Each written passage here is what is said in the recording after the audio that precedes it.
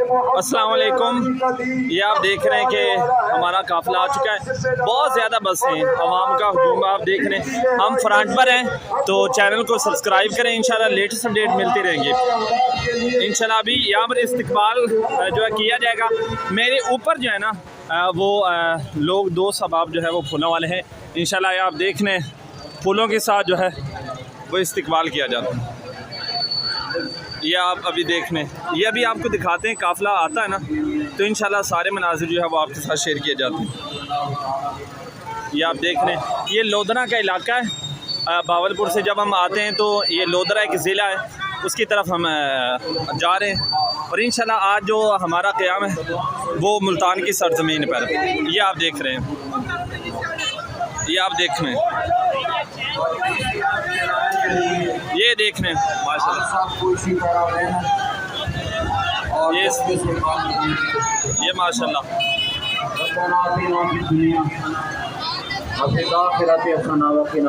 ये हमारा कंटेनर।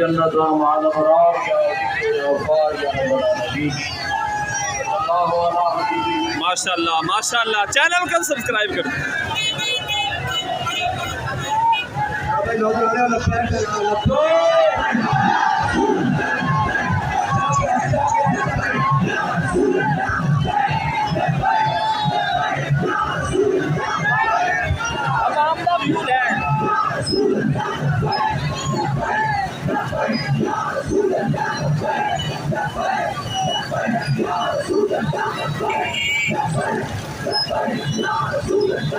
ये माशाल्लाह आवाम का ठाठे मारता समुद्र आप देख रहे हैं।